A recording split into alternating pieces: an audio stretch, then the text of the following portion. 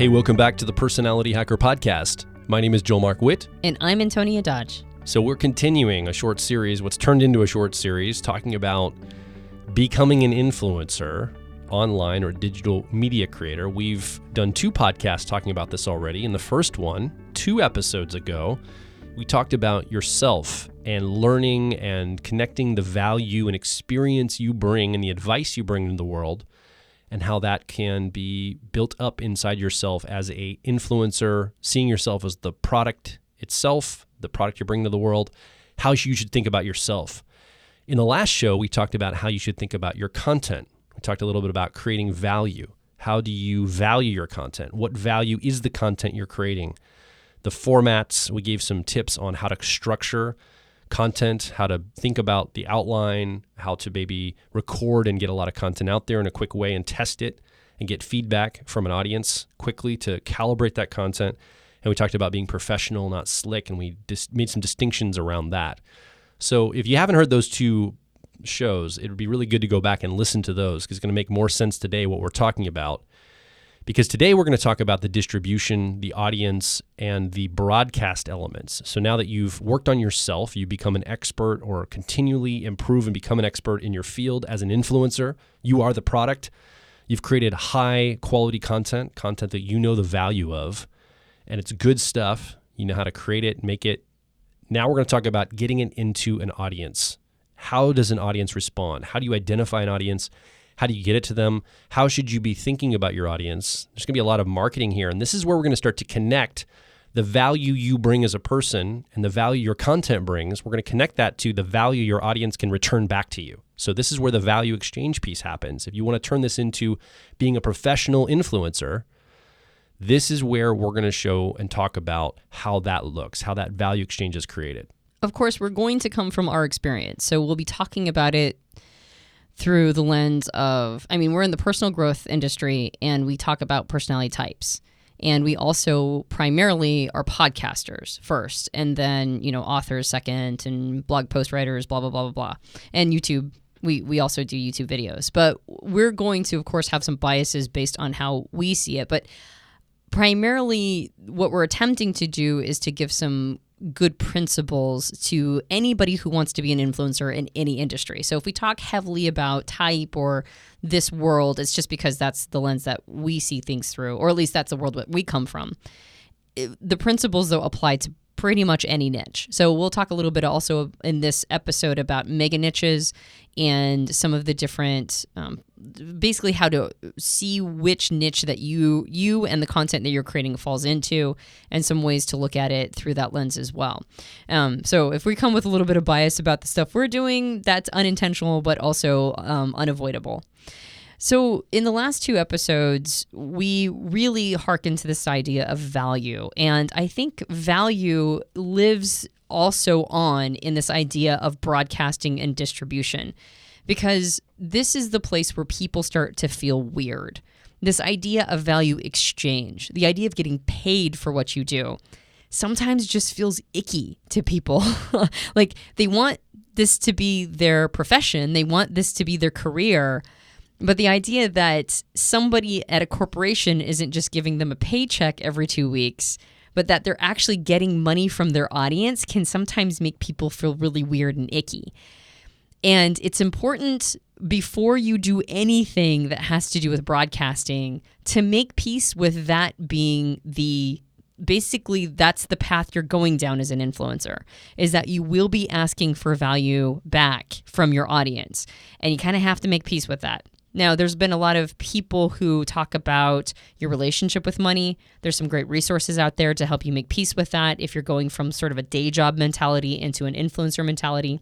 But it's important to keep this concept of value as the through line through all of this, because not providing value for your audience is the only time that you should feel weird and icky about asking for value back. If you keep that concept of value well in mind, if that is your magnet in the middle of the field, everything you do is about providing value to others, then you won't have to feel as icky. It doesn't have to feel as weird, because you know that you're providing something really good for them, and then recognizing that Psychology 101 says there's a law of reciprocity, and if they take value from what you've been giving, then they will want to return value back. So remember the word value. We've been saying it a million times the last 2 episodes, and we'll say it a million times more in this episode because that's the through line of everything. And when we talk about value exchange, in extension money, people paying you for something, where money is it's one way to capture value. There's other ways to transfer and trade value between two parties.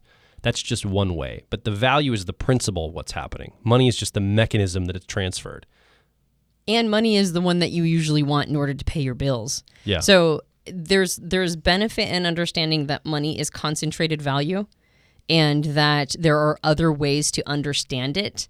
Understand value. It doesn't just have to be in forms of money, but if you want to be an influencer that turns it into a career, you will have to make peace with that part because that's the part that pays your bills. That's what subsidizes you to keep going and keep producing high quality content for people and influencing them and motivating them to take good actions and moving the needle in their lives. So we're just going to assume that if you think that's icky, you need to make peace with it, that you'll go find the resources that encourage you to do so. But we're just going to be talking as if that's a known principle, that making money is a big part of why you would be broadcasting and doing a reciprocity piece. And we're not going to be icky about that. I think we actually recorded a podcast maybe 2 or 3 years ago about this, is making money wrong. And we address some of those key concepts. So actually go look up one of our own podcasts, might be a good jumping off part. Some of the principles and philosophies we've adopted that have allowed us to build the business and the lifestyle and the life that we've built together. I forgot that we did that. Yeah. You're right. Is making money wrong is a really good one. So let's talk about audiences for a minute. So your audience is going to inform a little bit of the value exchange, and not all audiences are created equal. In the last 2 shows, we talked about this concept of content, influencer content, falling into 3 broad categories: entertainment, motivation, or education. So entertainment obviously is entertaining. It just creates fun or cleverness or something that's interesting to watch, entertaining to watch. Motivation is typically something that gets you to take an action, whether that's pull a lever for a political candidate or to sign up for some kind of a cause or to donate money to some nonprofit or to purchase a product or service. That's motivational. It gets you to take an action of some sort. Or do something in your life that's good for you. Correct. Take something and connect something new in your life or make it better or rid yourself of something. It's some kind of an action step you take. And then there's education, which is understanding, calibrating, learning something, maybe a new skill, maybe a new element of something.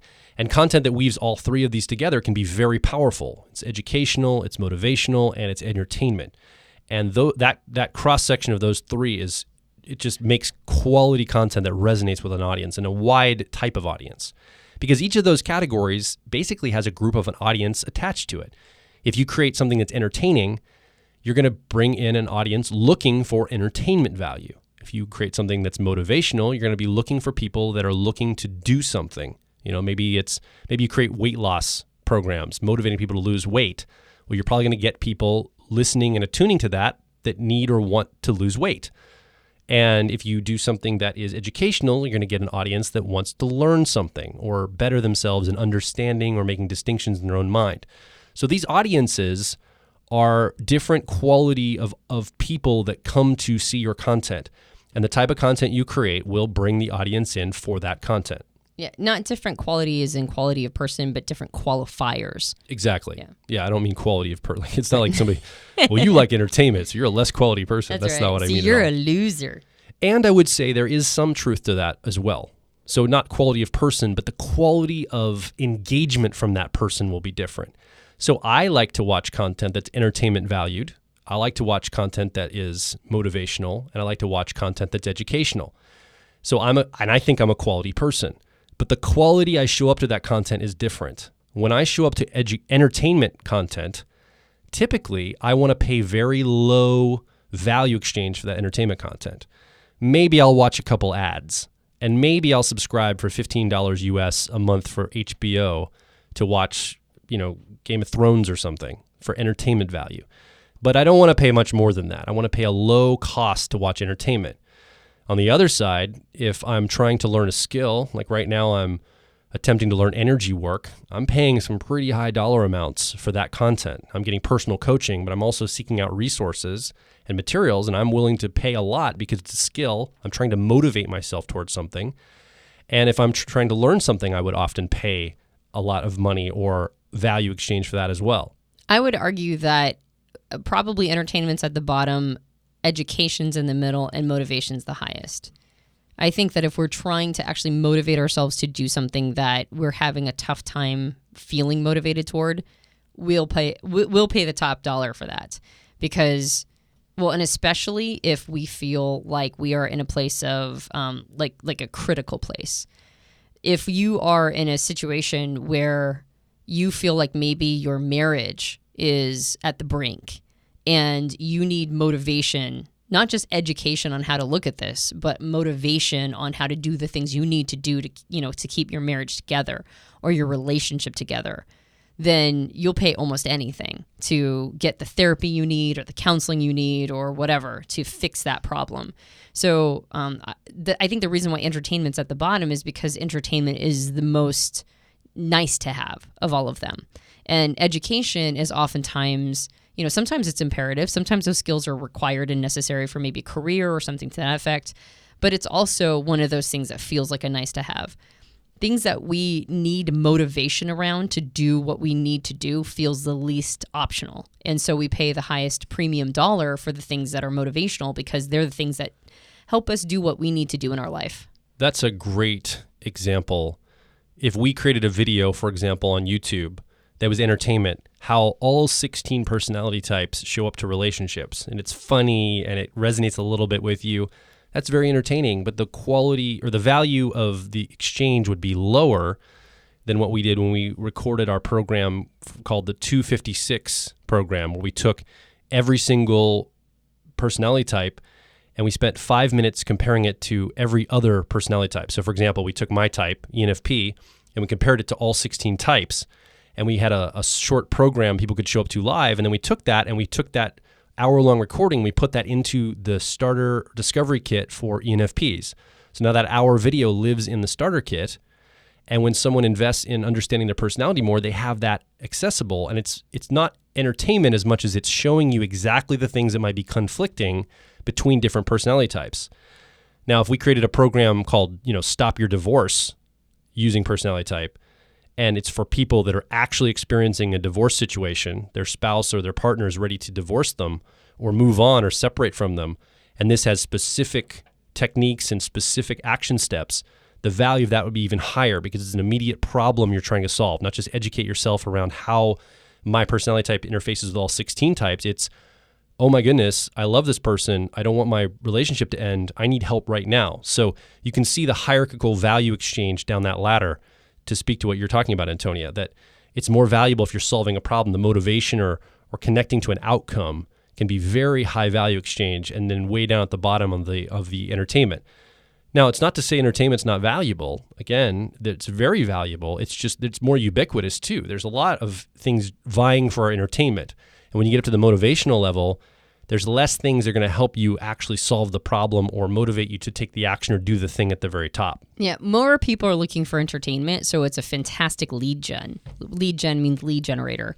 If you have entertaining videos, it's a great way to get exposure and have a lot of people share your content and notice that you exist and make a name for yourself. But it's kind of a flash in the pan. It's hard to charge for it. But if you can get a lot of attention through something that's really entertaining and then, also do things that have more education or motivation elements, then the entertainment, the value in the entertainment piece isn't that you can request value back from the audience. It's that you've got them to pay attention. Like that's what they paid. They paid their attention for this thing. And now that you've got their attention, you can introduce them to other things that maybe they might be more interested in doing higher value exchange for.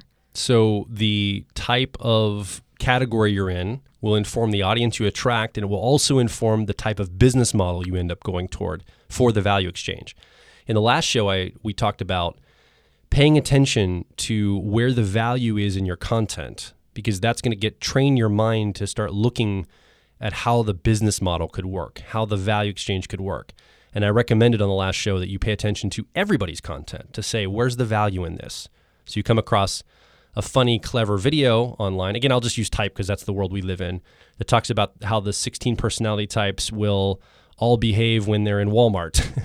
And it's very entertaining, but there's a business model around that. That can be turned into some value exchange. There's enough value there entertainment-wise, but I would recommend, I would suspect that it would be very difficult to sell that as a premium piece of content for an actual dollar amount. Yeah, that would have to be more of an advertisement structure. Correct. Because most entertainment is subsidized through advertisements. Well, what I was going to say is you could monetize it by just having enough views. You could advertise on YouTube against it. So YouTube has a model, and most people that publish on YouTube use an advertising model, for example, to get value exchange for the things they put out. They create something entertaining. They get 50, 100,000 views in a month, and they get a check from YouTube for the advertising that was put before and after that video. Low barrier of entry for the person watching it. They're used to seeing ads, so it's not icky for you. You get to just put it up there, turn on the advertising, create something that people want to watch. You get enough eyeballs, you get millions of views, you can make a lot of value exchange, quite frankly. So the more clever and more entertaining you are, you have a global reach on this platform that can get to a lot of eyeballs, a lot of clicks, a lot of likes, and a lot of views, and now you've got an advertising revenue. But it would be hard for me if you came to me with a bunch of entertainment content, said, hey, help me turn this into a business. It'd be hard for me to figure out a way to do that outside of advertising or sponsorship model. One of the challenges with that model, too, is that you have to perpetually create new content to keep it fresh, usually. Correct. And so a single video that's really entertaining is awesome, but also there's like a law of diminishing returns on the amount of eyeballs you're going to get in any community. So regardless of whether or not you're talking about type or any other subject, the challenge with that particular model is that you have to keep creating entertaining content as you go in order to maintain that advertising revenue. But as long as you're loving what you're doing and you've got a knack for it and you're creating really entertaining, videos, then that's a perfectly viable business model. Yeah, and in education and motivation, now you're getting into premium content abilities where people can subscribe to something. I think even YouTube right now at the time of this recording is experimenting with subscriptions where people can subscribe to a channel and actually have a subscription fee, and you get a percentage of that fee because it's content that's a little bit more valued in how it's educating you or teaching you something. And then you can move from there into the motivational side where you could charge, depending on the type of content and the type of thing you're helping people do, hundreds, if not thousands of dollars for that content as a premium model. So just remember that the category and the audience will inform the business model and vice versa. These are all going to play together, and you're going to basically just think about this and start paying attention to how people are monetizing what they do. What's the value in that content I'm seeing here on YouTube or on this podcast or on this blog or this website? How are they making revenue from that? How are they turning that into a value exchange? And it might not be obvious all the time. If you looked at our podcast, for example, we mentioned this in the last show, we don't have advertising for this show. And we don't charge a premium price for this show. We don't ask you for direct value exchange. We put this show out once a week for almost 6 years now for free, at least 45 minutes to an hour most times for free. Where's the business model? Where's the value exchange happening? In this situation, it's an asynchronous business model. We put this out as almost like a lost lead or something that gives value first. If you take the value from the podcast, you make a change in your life. If it's entertaining, educational, motivational for you, and you make a change in your life, we feel like we did our job, even if there's no value exchange back to us. We give it as a free gift. We've created it evergreen, meaning we didn't date it or put current events into it or talk about news topics or news cycles because we want it to be as valuable 30, 50, 100 years from now as it is right now when you're listening with us. And we decided to give that as a free gift. Now, what happens though is we build a relationship with you over time, and hopefully enough people listen, and maybe you're one of these people and you say, you know what? I really appreciate the value they've given me. They keep talking about this program, Intuitive Awakening. I think I'm an intuitive. I want to go find out more about that. You come over, you invest in the premium program, you download Intuitive Awakening, you watch that. It helps you change your life. It's educational, it's motivation. You connect things. Now you're into being part of a closer community of somebody that invested in one of the digital products we created. But it's not as obvious on the surface of how we're creating that business structure. It's a sophisticated business structure in how we've created this.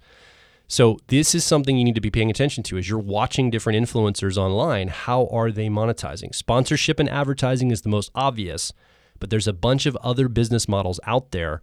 And if you're paying attention, one that fits you well will emerge and you'll be able to identify it. Yeah, it's funny. It's actually not that sophisticated.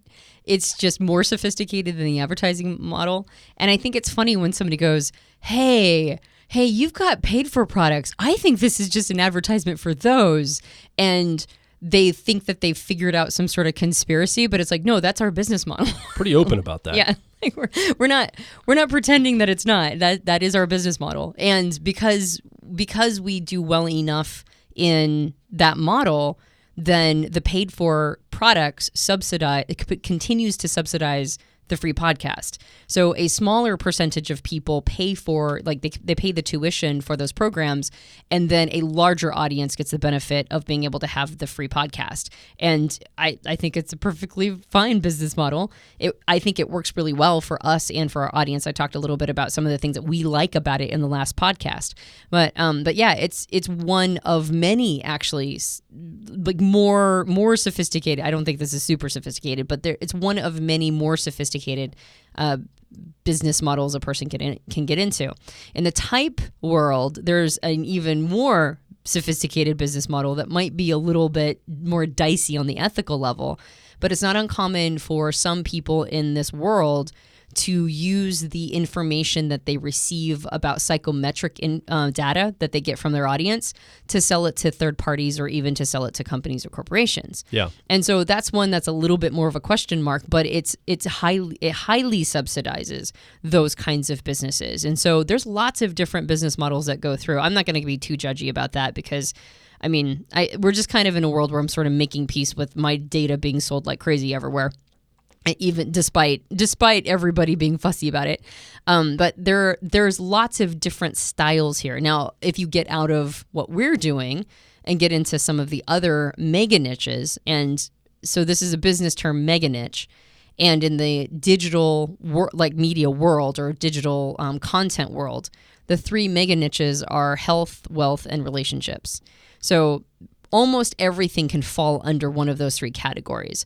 And if you start looking at what you're doing and the kind of influencer you want to be, one of the best questions you can ask yourself is, are you in the health industry, meaning that you're trying to improve people's physical, emotional, or psychological health? We would be kind of more in the health industry to some extent. I think that's what we placed our podcast under, personal growth and health. Wealth is wealth creation, business advice. These three podcasts are actually, they would technically be considered like wealth mega niche content. Because of course, not everybody in our audience is going to care anything about these three podcasts. They might just, there's a percentage of our listeners that just want personality type advice or information. So they're not going to really be listening to this. But anybody who wants to get into this industry and wants to be an influencer specifically in this is going to listen to it. And this is helping generate the wealth piece. And then there's relationships. So that's usually any kind of relationship falls under that. Primarily, it's romantic relationships under that, but it could be like family dynamics and that sort of thing. So whatever it is that you're an influencer around, you kind of want to figure out which of those three mega niches you fall into, and then you can start studying your competition. And don't think of competition as the bad guys. Think of competition as this great bastion of ideas and people doing some really clever things in those three mega niches that have to do with business models. And some of the business models are just beautiful, beautiful business models, and start to look at them and see what they're doing. I would just make a quick comment when you said personality type companies sell your data. I just want to make sure everyone knows, and listening, that we do not do that here. Yeah, when someone takes our test and types out as like an ENFP or an INTJ or whatever, we have never and we will never sell that information to anyone. And we keep that personally just for record keeping and the products and services we'd offer you. We do not give that to a third party anywhere. No, that's not our style. We decided that wasn't going to be our business model early on. Yeah, because it's actually a really lucrative one. It's like people make a ton of money selling data. It's insane how much money that people make using those business models. But we personally have decided that we're not going to do that. That said, there is one thing that, and I'm going to harken back to something you said, Joel. One thing that it doesn't matter who you are and what your business model is, there's one thing you have to have, and that is a way to communicate with your audience that's beyond the platforms of content generation. Absolutely. So every single business model includes an email list, right? And you mentioned before the relationship with the audience is actually the thing that's of highest value. It's the relationship that you're trying to build. And if you're only ever broadcasting, if you're only ever like basically sending messages in a bottle and just sort of throwing it out there and letting those people do whatever they want to without getting information about their email addresses back so you can communicate with them further, then you are flushing money down a toilet effectively. Like there is no business model in the digital world that doesn't include an email list. Now, what an email list does is it allows you to talk to each person in your audience that has signed up for your email list in a more personal way. And it allows you to tell them targeted pieces of information that might not be necessarily quote unquote content. Like things like, are you running an offer? Do you have a program that you think that they would be interested in, but that didn't really fit in your podcast topic for the week? If you, or YouTube video or whatever. Having an ability to talk directly to your audience through email is still, and it doesn't matter what social media platforms pop up, it doesn't matter what distribution or broadcasting abilities pop up, it is still the number one most powerful way to engage with your audience. So collecting email addresses from people who want to, of course, give you their email address so that you can communicate with them. Of course, I wouldn't recommend buying them, but for people who are interested in your stuff, getting those email addresses so you can communicate with them directly is still one of the most important things you can do. Seth Godin wrote a book called Permission Marketing. Great book. You should read it if you're interested more on going down that avenue, because what Antonia just said is really key. And a mentor of mine, Eben Pagan, used to say, it's not about getting our name out there.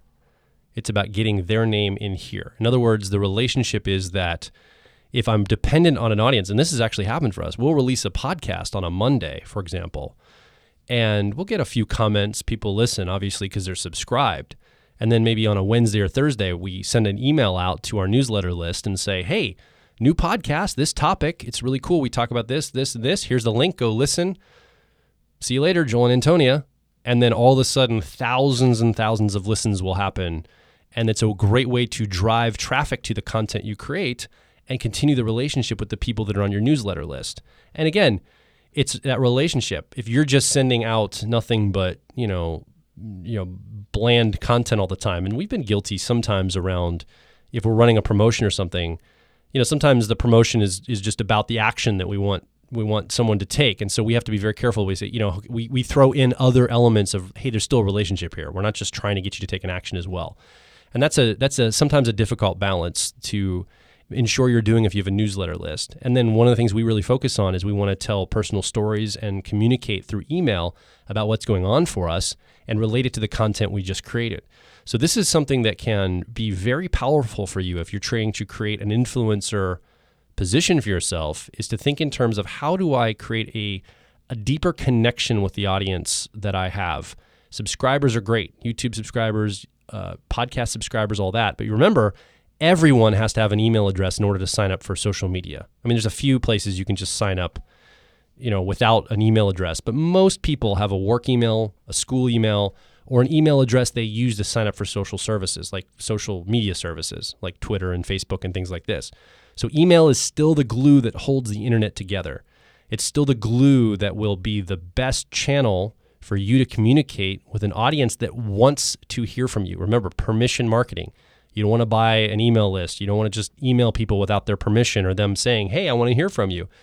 But when they do, they say they want to hear from you. You're communicating with them. You're building that relationship right in the inbox, and that can be very powerful for you as an influencer. That piece of advice right there alone will set you apart from probably 90% of influencers out there. Because a lot of people are just like, well, I've got the Instagram followers, and I've got the YouTube channel, I've got the podcast listeners, and they don't have an email list for their newsletter they want to send out. And right there, they're missing out on a big piece of that relationship they can build with their audience. Yeah, we wouldn't have a business if we didn't have an email list. And there's all sorts of products out there. I mean, I think we started out with Aweber, and I think is it Aweber? I think MailChimp allows you to do it for free, by the way. Yeah, Aweber's paid like 2,000 or something. Yeah, Aweber's paid for, but I think you get like so many tens of thousands of emails for free. And then MailChimp, the first couple thousand email addresses are free. And so there's like lots of services out there. We use Infusionsoft, or excuse me, they're now called Keep. is it? I think so. Okay. But we use what was called Infusionsoft, but that's because we have a bigger business that needs, it's called a CRM, customer relationship management software. And so when you get big enough, which is a high quality problem, by the way, if you get big enough where you have to now start paying for those email addresses, that's actually a good thing. That's a high quality problem. That means that your list is growing and you want that to happen. So let's talk a little bit about ways to communicate with your broadcast with your audience, because in the first episode, we talked about ourselves and making ourselves ready. Then we talked about understanding the content that we're creating and the value in the content.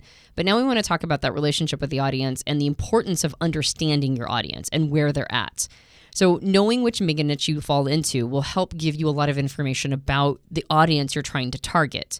And one of the most important things you can do is know your audience well. They don't need to know you well. They'll learn you over time. You need to know them well because you need to be saying things that reach them. Again, there's entertainment, there's motivation, and then there's education. But you're going to want to know them no matter which element you're falling into. If you're trying to entertain them, you need to know them well enough to know what they're entertained by. If you're trying to educate them, you need to know what they already know so that you can give them high quality pieces of information, right? Not just cover the same ground. And if you're trying to motivate them, you're going to need to know them even deeper because you're going to need to know what they're motivated by, what their desires are, where they're at in life. So one of the best ways to do that is to figure out who your target audience is and create what's called an avatar. An avatar is a representative of the people that you're trying to talk to. So avatars can be, they can have names. They can be a specific person. When we first started I think it even predates the podcast, but when we first started talking about who our target audience was going to be, it was women, INFJ women between the ages of 35 and 50, right? Guess who we have a ton of in our audience. Right. After targeting that. Right. That was our target. And then actually, eventually we moved away from that. That's no longer our specific target audience, but initially it was. So if you notice, we had a ton of content around INFJs. That was what we talked about the most. Neither of us are INFJs. But I think in some weird way, we were probably unconsciously trying to help our moms out. And I think once we got through our mom issues, we went, maybe that's not our target audience anymore. I don't know. Who knows the psychology beyond that one? But you can do that. You can target somebody that specifically. And one of the things that you're attempting to do, and this is something that we got from our mentor, Eben Pagan. I don't know if he invented it or got it from somewhere else. But he said something that has stuck with me and that we put into a lot of anytime we talk about business advice in any of our business products, this phrase makes it in. And that is, if you can articulate your audience's problem better than they can articulate it themselves, they unconsciously ascribe to you the solution. And that's part of what we have attempted to do in the podcast. What we're trying to do is we're trying to understand each personality type and the people who are listening, you, the audience member who's listening right now.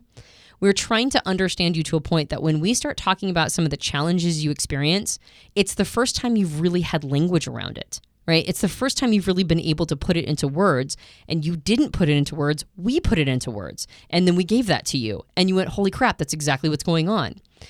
That establishes crazy amounts of credibility for us. And once we do that, you immediately, as the audience member, go, okay, but what do I do about it?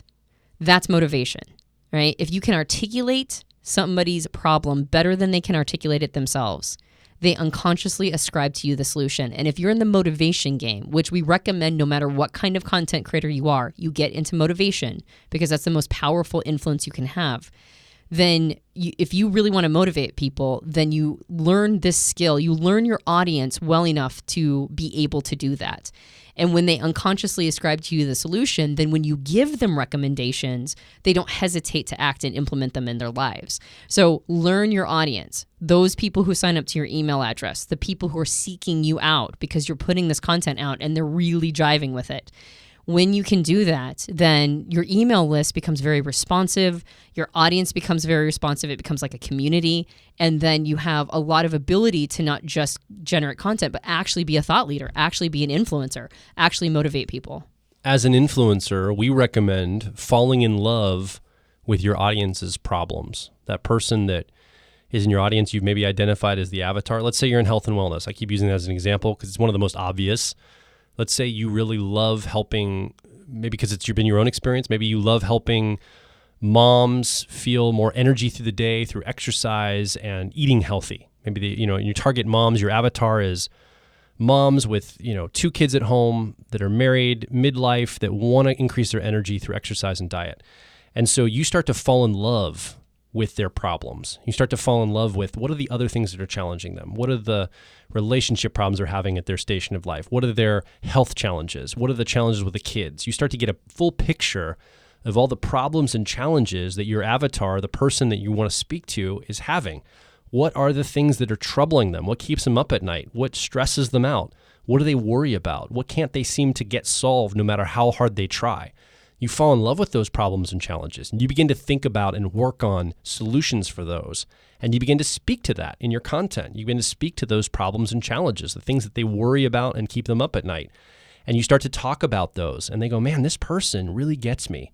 They talk about how at the end of the day, I'm pulling this out of my head, I'm not a mom with 2 kids that struggles with energy and things like this. So I'm just going to pull this out of my head. But maybe you talk about the things like, man, as a mom, you probably get to the end of the day and you just feel like you've been giving to everybody around you, and you've got nothing left at the end of the day. And your kids have taken the last bit of your energy. Where's the energy for you? How do you build back into yourself? There's some articulation like this. You feel like no one cares, no one's pouring back into you, and you're kind of like out there by yourself, and your partner doesn't necessarily get it very well, and you feel alone, and you feel like, is anyone going to help me feel like myself again? I feel like I'm losing a sense of who I am because of this. You know how I'm using all this? I don't know if this is true, but... Yeah, I do feel alone, Joel. Where is the me time? I want to know. Why do I feel like I'm losing myself? If only you could see Antonia's face right now, because it's matching her voice and tone. But like in that particular situation, as you were talking, I mean, I resonate. Yeah. I know what you're talking about. And as you're mentioning all of that, I'm like, yeah, what do I do about it? Right? So you kind of try to get this sense of like speaking to the challenge that the person's having on that side. And then they're like, wow, this person understands the problem. They probably also might have figured something out around this too. They might have a solution for me. So that's the kind of thing you want to speak to, is really talk to the audience member, the person you're speaking with. And I think that the other piece about this too is you are speaking to one person. Like, who the heck sits down and watches a YouTube video with a group of people? Maybe if it's like entertaining or fun. But typically when I'm watching an influencer online, I'm by myself on my phone or on my computer. I'm not huddled around a big group of people. I'm not in a movie theater. They're speaking to me as one person. And when you're listening to this show, you might listen with some family members around your house or in a car, maybe next to somebody as you're driving.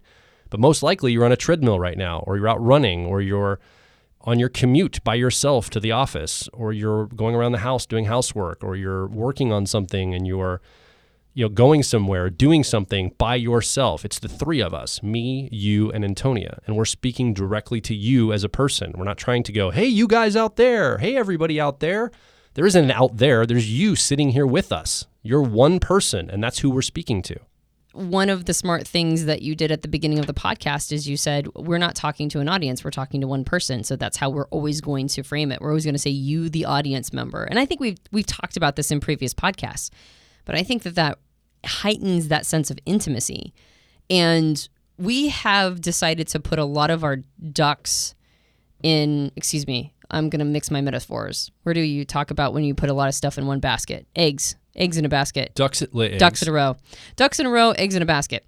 We have decided to put a lot of our eggs in the podcasting basket. And podcasting is an intimacy building platform. So anything that heightens the intimacy is a good thing for us, because podcasting is all about intimacy. The thing about podcasting is that you don't have anything visual to distract you. So there's certain things that have to be in a podcast in order to make it so that a person will stick around. You have to have decent quality audio, right? You can't have terrible audio. Or even, I'm noticing, because podcasting is becoming so big and the market is being so flooded, you have to have like a higher level of quality of audio than ever before. You can't just have a tinny, sort of microphone in the background. In fact, somebody even commented on how our early podcasts were bad audio quality. And at the time, I thought they were fine. But now that I'm realizing that a lot of people are listening to some high quality podcasts, it's harder and harder to get away with less quality audio. Now, I don't say that to discourage anybody who wants to get into podcasting, but you probably want to invest in a decent microphone if you want to get into podcasting and not just use maybe, say, your laptop.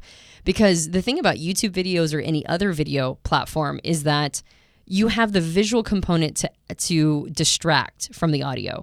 You have something that catches people's attention visually, so they're not paying as much attention to the audio quality. But in podcasting, that's all you have. You only have the audio quality. So that has to be heightened.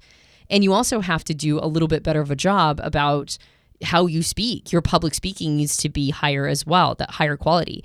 And little things will irritate people. Little like trilly laughs or talking over each other too much or, fighting for the microphone time. One of the things that people have said that they like about our podcast is that we seem to have a really good way of sort of passing the talking off to each other. We have like a good rhythm. You're not seeing it, but we actually have hand signals we're using. If we want to say something, we tag it and we show the person that we want to say something, and then we wait for the other person to complete their thought, and then we jump in. And so it's very rare that we talk over each other, but that's because we've figured out a way to do that. But little things will be irritating in a podcast, but we decided we wanted to master this one platform, and we wanted to do it with as much intimacy as possible. So things like saying you, the audience member, is something that increases that intimacy, and so it does really feel like we're all just sitting here talking. Yeah, and the other thing is the medium informs the content. We talked a little bit about creating good content in the last episode, and we're talking about the channels we're using, the distribution channels. If you're a podcaster, an audio podcaster, you're using an articulate medium. So you're an articulate person on the microphone. You have to speak, and your words matter. Or I guess if you're singing or turning it into some kind of a other auditory or sound experience, there's value to that too. But typically it's an articulate medium. You're expressing words and ideas and concepts through articulation. Video can be a demonstratable medium. You can demonstrate things on video without articulating. You could have no words at all, and you can show instead of tell. So this is a tell medium.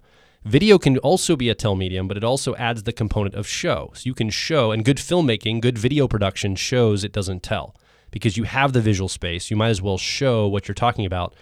It'd be better for me to get on camera and show you me doing something than talking about me doing something. But on here, I have to talk about it. I have to paint a picture with my words about what I'm doing. On video, I can actually demonstrate it for you. So that also informs the kind of content, the kind of audience that's going to come. People that are coming to like a video are going to be looking for probably more demonstratable content, whereas someone listening to an audio podcast is going to be listening for more articulation.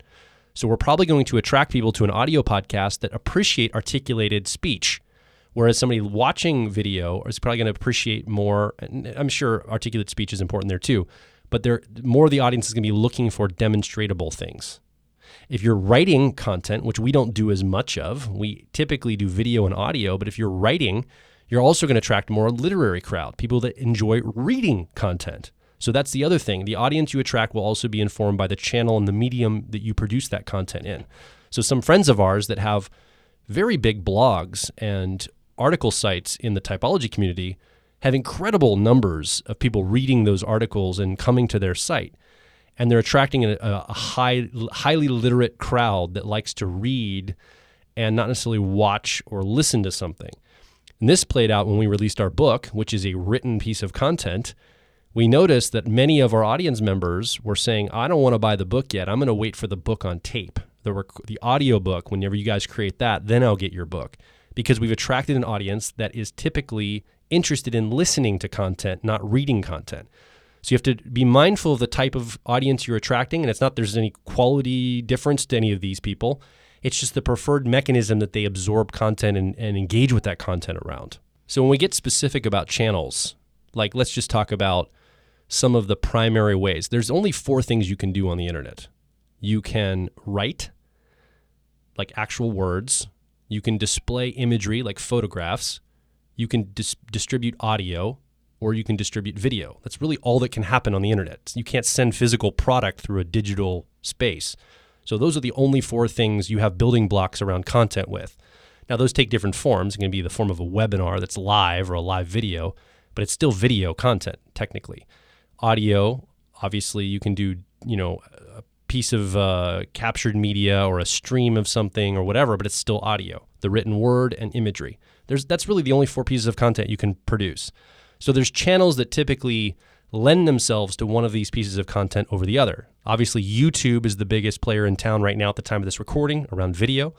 My expectation will be it'll be there for an indefinite future because they got there first. They became very large in their reach, and they are ubiquitous on the planet at this point. And now they're owned by Google, so it's done deal. The overlords have taken over, and it's done deal. So YouTube's a great, and we talked about this a little bit on the last show, YouTube's a great discovery medium. So we have gotten a lot of discovery through YouTube. We create little videos around different personality types, for example. We put them on YouTube. And when someone's watching other content or searching for content on YouTube around personality types, our videos are listed along the right side of the channel that they're watching. And often we'll get people to click on that and go, oh, cool, I'm watching a video about INTJs. There's a video over here about INTJs. It's a secret. I want to click on this and see what that is. Boom, pops up. Now they're able to watch our content. And it is also good for evergreen content, meaning we put a video up for 4 or 5 years ago, and it still gets even probably more traction today than it did 4 or 5 years ago. Yeah, which is kind of embarrassing because those were some of the first videos we ever created. And I almost talked you out of pulling them down. I'm so glad I didn't because they are a massive lead gen for us. Every time I watch them, then I'm like, oh, I wish we had done better. But it's not a problem because then it encourages people who come in to go seek us out in other content. And now we have a podcast, a YouTube podcast channel that we hope people will then transition to. And the podcast is where I think we shine more. And of course, we're trying to create better, high quality YouTube content now, right? With some of the shows that we're creating and that sort of thing, particularly that live call-in. But the reason why I mention all of that is not to just, talk about how cringy I think our old videos are, but actually that they're really not that bad. They're just old and, early stuff. But I can't believe how much traffic we get from them. It's kind of insane. So even if you are not producing like the most stuff, right, like that's the most amazing video, it can still be a very powerful platform and medium for introducing you to an audience. And if you're interested in an advertising or sponsorship model, YouTube has a built-in mechanism for that it's baked into the platform itself. You just get a certain amount of likes and views on your content. You make sure you meet their criteria and their terms of service. So it's not divisive content, not hateful, it's not deemed bad by Google or YouTube. You can turn on advertising and you can begin to make advertising revenue almost immediately when you get to a certain threshold. So it's got a monetization or a value exchange built right into it. So it's discoverable. It seems to be more evergreen. People discover videos that are years old and they don't see them as old. They don't view those videos as outdated or old. You transition to the podcast space on iTunes, it's very rare people go back and discover or listen to old podcasts. For some reason, when you're in the audio podcasting space, it's more in real time. So we have a weekly podcast show that comes out once a week, and we've been doing that for almost 6 years at the time of this recording. And the reason we do that is because it's not static content like YouTube. It doesn't stick there in an evergreen fashion. It's more in real time. If someone misses a show, and they go maybe a month or two between listening to our podcast, when they finally come back in to listen, it's not as common for them to go back and listen to old shows that have already passed. It's also not a very good discovery medium. It's more of a relationship building medium over time. So it's really good for us in building a relationship with you listening, for example. If you've been listening for a while now, you've gotten to hear our voices. We're talking very intimately right into your ear. Like you might even have headphones on. I might be whispering in your ear right now. And it's a very intimate relationship building. You get to sit with us and almost feel like you're part of a conversation. Well, you are part of a conversation. You just don't have a microphone on your side. So this can be really powerful for that relationship over the long term. Discoverability, though, it's tough. It's not as good at discovery. So because we haven't produced a lot of YouTube content, we've stuck mainly with our podcast. We have probably limited the ability to have people discover us more. So as we branch out into YouTube and create more content for YouTube and the video channels that we want to build, this will probably increase our audience and our reach in discoverability in the internet. Yeah, but we're in your mind fuzz. That's right. So it's not that great for discoverability, but it's really good for infecting people's neuroplasticity. There's a lot of benefit also to blog writing, and it's actually something that we might be the most weak at this point. We did a lot of blog writing early on. I think we have like 100 blogs up or something to that effect. Something I crazy. hate the word blog. That's part of the problem. I like Sorry, articles instead of blogs. For some reason, the word blog sounds so lame to me. I will shift to the word article. So there's a lot of benefit in writing articles, and in particular because anytime you use a platform that requires people to listen to you from beginning to end, you're assuming that your audience has the time to invest in that, or they're going to choose to invest in that. What's great about articles is that you can skim them quickly. And so for people who have an audience of busy people who don't want to have to sit down and listen to a full hour plus podcast or watch a 15-minute video plus, 15 plus minute video, then articles are fantastic for them. And I think what's nice about articles too is that the barrier of entry is lower. You don't have to, you don't have to get out of your pajamas. You don't have to have high quality equipment to do so. You don't have to have taught yourself the fine art of content creation and public speaking and all that stuff. You can just sit down and ruminate around your thoughts and then put it in an article and then present it. So the barrier of entry for article writing is much lower, except that there's also a very noisy space in articles. So becoming a very good writer obviously is a part of that. And I mean, if you think about it in that way, I guess the barrier of entry is not that low. You actually have to be a good article writer in order to cut through all the noise and present information in a compelling way, which is great. But it's good for busy audiences. It's good for people who like bullet points. My recommendation is if you write articles, and I didn't do this because it was hard for me to think in these terms, but it really behooves you, and it would behoove us to write more articles that are basically listicles. Listicles are super shareable. They're very popular. They help, have very, some really good concentrated pieces of content can be put into listicles that are quickly absorbed, and they build credibility very quickly. So if you're going to choose to go the written direction, then article writing can be quite powerful, particularly for certain audiences. Also, articles are great because they can be anchor content. They can definitely be evergreen, meaning they don't have to be current unless they're topical, like current event topics. But if you're writing about principled stuff, the longer the article's there, much like the video on YouTube, the longer that article's referenced, linked to, and its prominence can raise over time. Its quality and value to you as a content creator, as an influencer, can be more powerful 10 years from now than even today when you first put it out, because people are linking to it, they're liking it, they're sharing it, and it becomes something that's considered cornerstone or anchor content around some of the principles of the things you talk about as an influencer, which can be very powerful. Yeah, I can actually tell because, when we started writing the book a year and a half ago, I just stopped writing articles altogether. Any moment I was writing was going into the book. And I'm not really a writer. I'm more of an orator. So were you, right? So both of us were tasked with writing this book. We were supposed to write it very quickly. We wrote it a little slower than we were supposed to. And every single word that was written on a piece of paper ended up in that book for a year and a half. So because of that, we ended up not writing really any articles to speak of for quite a long time. And we could tell that the site was suffering because of our lack of article writing. And so what we chose to do was get guest writers. And we've had people like Susan Storm, who's a fantastic article writer. She's been writing a series for us, which is great. And Susan's amazing in a million different ways. So it's been great having her as a guest writer. But we've had people like Erica Thor as our guest writers, and some other really great writers come on. So what's nice about articles too is that you can have guests write articles for your sites if that's what you've chosen to do, and your audience, as long as the articles are high quality, they're okay with that. They think that that's actually kind of fun to have guest writers. So the other piece of this too is when you write, you typically own that content. Unless you're publishing on some place like Medium or somewhere else that hosts it, you own the platform that you're publishing on. You probably have your own domain, your own WordPress site. So this gives you a little more control over the, any fears around losing the platform that you're on and not having that availability as a distribution channel. I know a person who had created a ton of YouTube videos in conjunction with a company. He was part of a company of about 10 influencers. He was part of an influencer network. He created a bunch of content, and something happened where I think there was some embezzlement, something happened. I forget the details, but basically the company he was associated with just wiped out his content.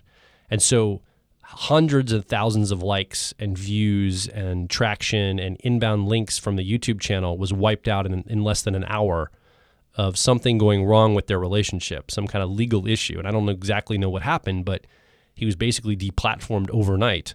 And I don't believe there's anything wrong with the content that he was putting out. It was some disagreement that he had with the company, and the company technically had the right to shut that down. Now, that's on a company level that was using YouTube, but YouTube has that ability too. Any platform you use has the ability to deplatform you from them. And if you own your own domain, that can be more powerful because that's more protected against people that may come and attack you or not like you or try to get you taken off the air, quote unquote. To the point where often if you get an email from us and you pay attention to how we reference things, if we have a YouTube video, typically we will embed that video onto a blog post. I know I said I hate the word blog, and here I'm using it. Onto a post, and then we'll link to the post, not the video directly. That does two things. That brings traffic directly to our website, which helps get us traction. But also, if that link is indexed or people remember that link, they're remembering our link on our platform for that video, not on the YouTube platform directly. So if for some reason we were taken off of YouTube or we lost our ability or YouTube went out of business, God forbid, we would still have that link coming to there and we could put that video somewhere else and then embed it on that same page and not lose all the traction that's coming and the attention that's coming to that over time. So little things like this, if you're thinking about creating an influencer, presence for yourself, think about platforms and who owns the content that you're creating. Because technically when you publish on a platform, the platform owns some of that content, at least in the aspect of they own the right to pull it from their platform. And now you have nothing. You lose everything you've built over time. And that's something to be thinking about as an influencer, depending on your business model again and how important it is for you in the long term. Unless you're Joel, who buys humongous, many terabytes hard drives and backs every single pice of content that we ever make on these massive hard drives. And then uploads it to the cloud as well. And then uploads Amazon ASW or whatever it is. AWS. And has many, many, many copies, including all the raw files. And this is not healthy for me. This is my introverted sensing 3-year-old, as a loose cannon, probably. Not knowing what to save, so therefore saving everything. But it's saved our bacon on a number of occasions, by the way, because not that we've ever been deplatformed or anything, and I just did a little cross symbol to, hopefully that never happens. But I mean, I don't know, sometimes we say dickish things, so I guess it could happen sometime in the future we'd be deplatformed. And when we have had situations where some of our content mysteriously disappeared for other reasons, usually user error on our part, it's been so nice to have all those raw files, and it's been so nice to have all of those backups. So if you are a content creator, I highly recommend that you don't just in order to clear up space on your laptop, so to speak, that you don't just get rid of everything, because I uploaded it to YouTube, right? It's safe. It's going to be fine. Yeah, you should probably have a backup, especially if you're using it for, not just in the moment engagement, but we kind of see this as our legacy, quite honestly. I think we've mentioned this before, but this is our communication to our children when they grow up. If I died young, I think about this sometimes, then Piper would have about 5.5 years of podcasts that she could go back and listen to and maybe kind of get an idea of who I am.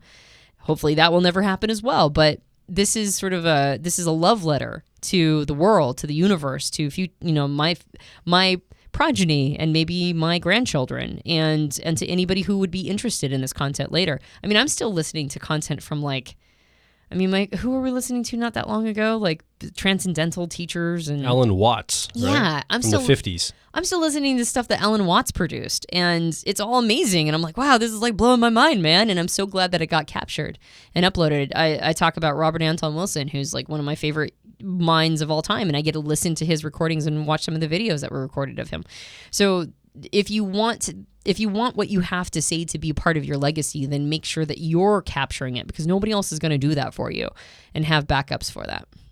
We didn't really talk about, and I don't think we're going to talk about, other social media channels right now. When you think of influencer in your mind, my guess is you think of an Instagram person who, maybe a couple who goes off on these wild adventures and take pictures all over the world, hanging off cliffs or trains or tall buildings for these epic shots, and they live this life with all this food they're eating and these adventures they're taking. That's kind of the picture we have in our head when we think of influencer. And again, back to the education, motivation, entertainment model, that's more on the entertainment side. And there's some obviously there's a lot of monetization for that. If you know how to do that and make that work for you, and that's where you want to go, that's a valid choice. I think we're speaking probably more to the education and motivation side, weaving some entertainment in, because that's what we've chosen to do personally. It doesn't mean that's what you have to do. It also is, I believe, a more difficult way to go because it's more around branding and imagery and all the markers of maybe success or adventure. It's more about the image and the perceptions you throw in the world. The narratives are more perceptional than they are substantive. And I think that I personally, Antonia and myself, favor substantive narratives just because that's what we like. There's nothing wrong with perceptive narratives, but it's just not what we do. We're not typically in that vein. So we didn't talk about some of those platforms, and there's some limit to those, I think, in what we're talking about doing. Yeah, well, and I mean, I think that like the new Instagram influencer, or excuse me, the Instagram influencers are like the new Hollywood. Like there's a bunch of people who rush to Hollywood, and there's a fraction of the people who make it big. And I think the same thing applies with Instagram influencers and other types of social media influencers. Lots of people are rushing towards it, and there's a very small percentage of people who actually make it big. It's very difficult to go that direction.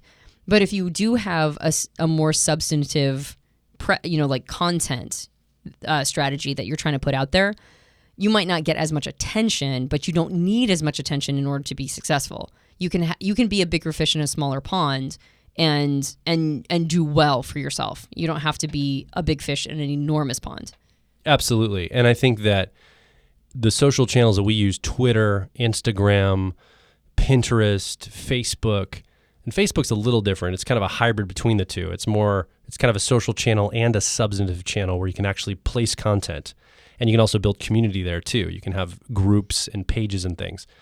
But those are more like, these are all seasonings to the main meal. The main meal is the content pieces you're creating, the audio recording, the video recording, the live talk you give, the article you write, maybe the infographic you create and distribute, or the webcomic you create. These are the pieces of content that the seasoning and the spread of those ideas and content can be done with the Instagrams and the Twitters and the Facebooks. And that's where you can also have a dialogue or connection with your community. I would posit that it's very difficult as an influencer, to transition anything into a direct value exchange from those platforms directly. Like that's going to be a really tough road to go. Kind of like what you talked about, Antonia, where tons of people rush to Hollywood, only a few make it. There are people making it really big. I think of Dan Bilzerian, who is basically, well, he's a trust fund kid, so he's already got his millions from his parents or whatever, but he has turned Instagram into a direct value exchange monetizable channel where he's got brands sponsoring him. He goes on epic adventures and films all these, he hires supermodels to hang around him in his Vegas home. He wrestles alligators. He shoots cannons and tanks. He's created this like image that he projects onto Instagram, and then people want to sponsor, like Pepsi or Coke or whoever, big brands want to sponsor that and get in front of a large audience. So you're talking about kind of an advertising model. A lot of eyeballs have to be there in order to monetize that. And that's possible, but that's not really what we're talking about when we talk about influence. We're talking about the meat, the meal, the substantive content you're creating that's going to speak to people around the motivation and educational side of it. So I think we've covered some of the channels. We've covered some of the ways to think about your audience, falling in love with their problems, connecting with them, articulating their problems to them, helping them understand that you're attuned to them and their needs and desires, and really honing in on that.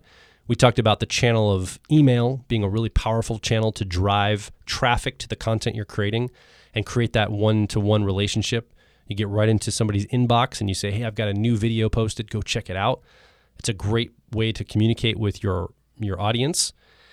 Let's talk a little bit about connecting with people that are already doing what you want to do. So you look to maybe people like ourselves or other podcasters or creators online, and you say, man, I would love to be doing what they're doing. How can I connect with them and learn from them? Well, first of all, you can observe what's happening. Again, asking that question I talked about in the last show and hinted here, Where's the value in what they're creating? See if you can identify the business model that influencer is using. Are they advertising driven? Are they using premium products? Are they getting sponsorships? Are they selling courses?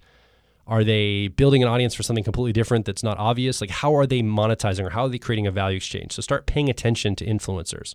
The other thing is you might want to follow those influencers and do something to where you are showcasing value, and you're going to get a sense of what they're doing on a more nuanced level. So, and you might also get their attention. So if you're, again, in the health and wellness space, one of the things that's really powerful is to have someone else vouch for you when you're starting out. Maybe somebody that's already in that space, that's already got an audience, to say, hey, look at Bob Smith over here or Jane Doe over here. They're doing something cool too. And then a ton of eyeballs and attention gets turned your direction. One of the ways to gather attention can be to contribute. It can be to directly work with that person.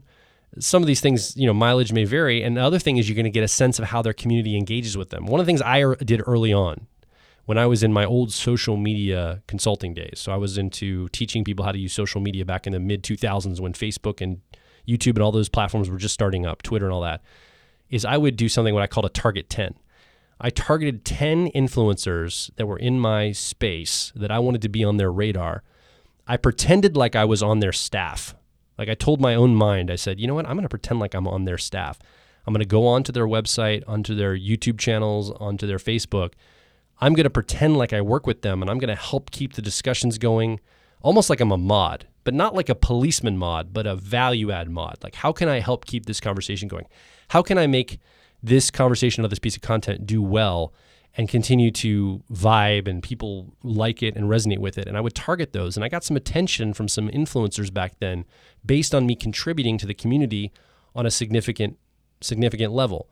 So that's just one idea, obviously. And that may not work now as much as it did then because the platforms were so new. So anybody engaged back then was like, oh my gosh, they're on my YouTube channel and this is super cool and they're engaged and I want to highlight them because it was more community focused, 10, 12 years ago. Well, if nothing else, you'll have the eternal gratitude of the people who are, the influencer. Like in our Profiler training group, we have a beloved student named Aaliyah who basically, I don't know if she mentally thought that same thing, but that's what she's done for us, is that she's contributed so much to the Profiler training group, and we're just totally in love with Aaliyah. So regardless of whether or not she's attempting to do what you're talking about, there's definitely a lot of gratitude that you'll have from influencers, which can, at times can be leveraged into something, to opportunities and other things.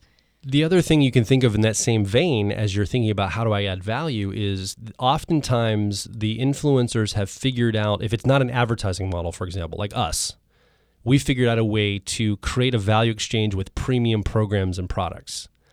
And we use our media channels to grab attention and get you listening to know, like, and trust us enough to come over and invest in our premium programs and products.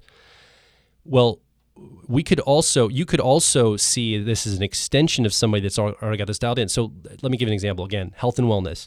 You know of an influencer who's created like a 90-day get in shape program, and they sell it on their website for maybe $100, and it's going to be 90 days to just, get yourself in shape, eat healthy and all this.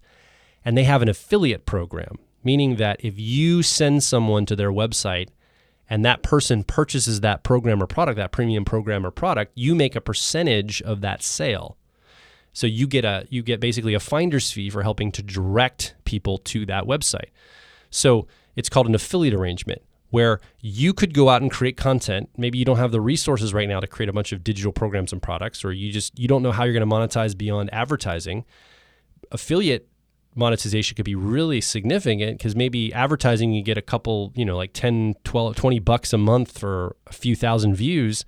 But if you send somebody to a $100 program and you get 20% of that or 25% of that, that's $25 right there with just one program sale. So now you start to focus in on talking to people, and you start to do the things we talked about, speaking to their problems, addressing things, and you're an affiliate for someone who has created the solutions for the problems that they're facing. So all you have to get really good at is talking to the problems themselves. You can direct them to somebody else that's solving those problems. They resonate with you. This is a great way to start out to almost immediately monetize some of the things you're doing or create a value exchange for some of the things that you're doing. Leverage what other people are already doing, and you direct people toward them in that affiliate arrangement. We have one here at Personality Hacker, for example. We've got a lot of people, actually some big names in type. I want to talk about, different blogs and sites that basically underneath their articles or their videos say, hey, there's a free test over here and there's some great content over at Personality Hacker. Go check it out. And that's an affiliate arrangement. If you click on a link on their website and you come over to our website and you purchase or invest into one of our premium programs or products, we send them a percentage of that transaction as a finder's fee for sending you our way. So it's a relationship we have, and then we're able to create that partnership together. So it's not like we own that website or we own that as an entity. It's a federated relationship or partnership. And it's really going to be the business model, I think, of the future. As more and more people are independent workers, as influencers, we're going to create these relationships where we share across platforms and across businesses, and we have finder fees and we have these partnerships and connections. I think that's going to grow over the next 10, 20 years into something very significant as a very viable model for you to create value exchange with the content you create. So that's an idea for you on that front. And then kind of wrapping up here as far as the distribution and the audience side, one of the things we found is that outlasting, like sticking with it, is key. Like, you're probably going to get discouraged early on. If you're an influencer, you're starting out, it's going to be tough potentially in the early days. Not probably. You will get discouraged. Well, yeah. Unless you hit it big out of the, like somebody discovers you and you end up on some like TV channel or something. And if you're that person, I kind of hate you a little bit. But it can be discouraging. It can feel like you're putting stuff out. Is anybody listening? Does anybody care? I can't seem to turn this into some kind of value exchange. And I would say if you stick with it long enough and you keep trying and figuring it out and applying yourself, getting better, getting addicted to the problems that your audience has, speaking to those problems, understanding them, focus not on yourself. You're not the star here. The person listening or watching you or reading you is the star of the show. And if you focus on what their problems are, their external problems, internal problems, their philosophical problems, their challenges, the things that they care about, if you focus on that and you apply yourself over the long term, I think you will be successful. Our podcast was not successful when we first started it out of the gate. I mean, it was successful to us, 300 and some odd downloads, nowhere near the success we had in later years. And as we've been doing this over time, it starts to build on itself. So everything you do starts to build a catalog of content over time. You're establishing that you're a person that can show up and speak or talk or write or record or video something, and you can show a consistency over time. I believe that that's going to serve you well. You showcase your ability to perform over the long haul because you're not given value exchange for the things you've done. That's not what anybody hires you for or gives you value exchange for. I mean, to some degree they do, I guess, if you create a product and you sell it. But typically, you're getting things for the promises you're making for the stuff you will do in the future, right? So as an influencer, people are going to pay attention to you. It's cool, all the stuff you've done. That's what attracted them, but they're eager to see what you're going to do next. What are you going to create next? What's the next thing you're going to put out that's going to help me in my life watching your channel or tuning into your show? And that's key. I think one of the things that we've learned is we have a tenacity of outlasting like a lot of people that would have quit already. And I think that's some secret is just stick with it in the long term and continually get better. If you do that, I think you're going to see success over time. Yeah, we're not the best personality type podcast, most likely, but we're definitely the one that's been around the longest, or one of them. I can't think of anybody who's been around longer than us. And so who knows if we're that good? We're just here. I think we're the best. What are you talking about? I know. And I mean... Or at least I want to be the best. Yeah. Maybe I'm not yet. Well, and that's why we keep doing it, right? Because maybe someday if we do this for a decade, we'll become the best. I don't know. But we have seen other podcasts like start and stop in the time that we've been doing this. And I think we both know that for us personally, the success is going to be in just keep going. Just keep going. And there's like that part of that.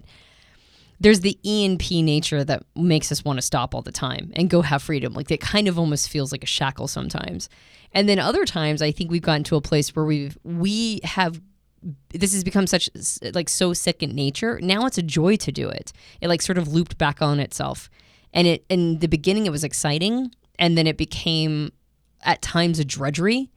And then there were time periods in our life where we were super we were in our lives. Like there were not good things going on in our life and we were completely distracted by those not good things. And you can usually tell if we're having challenges if you are a loyal listener that anticipates a Monday drop for our podcast and we've been inconsistent for about a month. That's usually some serious stuff is going down in our life.